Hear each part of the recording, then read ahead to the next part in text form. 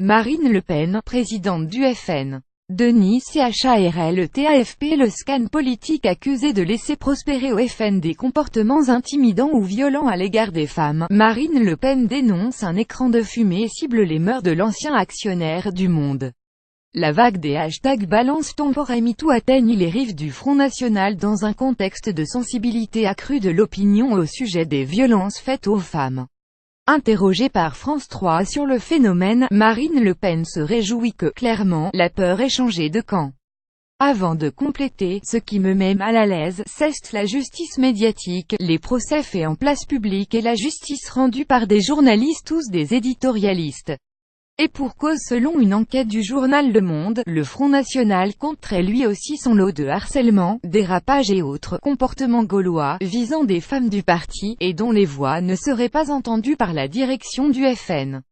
Ce dimanche, la députée des Hauts-de-France a démenti l'accusation et dénoncé une opération de déstabilisation politique.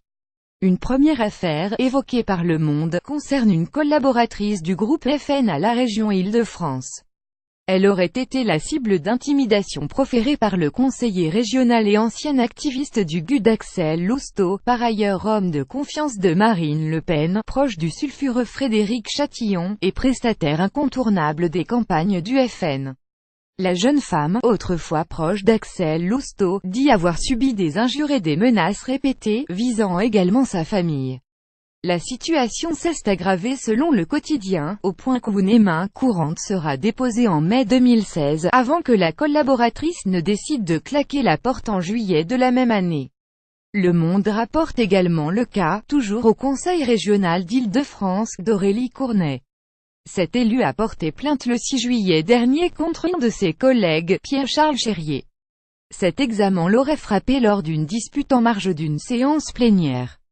Malgré ses demandes répétées auprès de Marine Le Pen, Aurélie Cournet assure que son agresseur n'a pas été sanctionné par le parti, dans l'attente d'une décision de justice.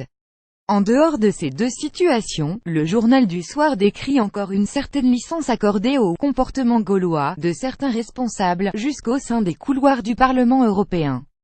Marine Le Pen s'en prend aux mœurs de Pierre Berger. Interrogée dans l'émission Dimanche en politique, Marine Le Pen ne nie pas les faits mais en relativise la portée.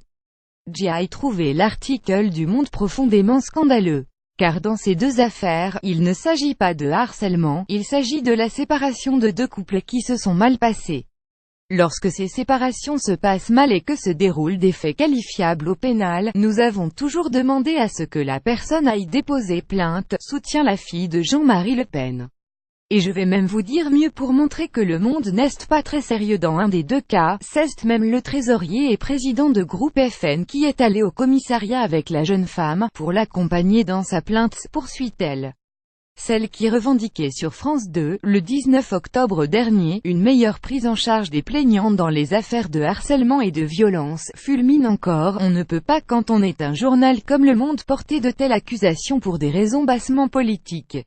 Avant d'attaquer à son tour, mais peut-être ESTCE pour détourner le regard des horreurs que l'on apprend sur l'ancien propriétaire du Monde Pierre Berger, accusé dans un livre d'avoir autorisé des actes de pédophilie dans sa maison de Marrakech, assène Marine Le Pen. C'est dans un livre dont personne ne parle. Il s'agit d'actes dont personne ne veut parler. À chaque fois que l'on met en cause les journalistes, il y a comme une réaction de gêne de la part des autres journalistes, accuse-t-elle. Marine Le Pen fait ici référence au livre Saint-Laure et moi, une histoire intime Hugo Document, paru le 12 octobre dernier. L'auteur Fabrice Thomas, qui affirme avoir été l'amant du couturier Yves Saint-Laure et de son compagnon Pierre Berger mort le 8 septembre dernier, y décrit diverses scènes d'orgie dans lesquelles des mineurs auraient été, selon lui, impliqués.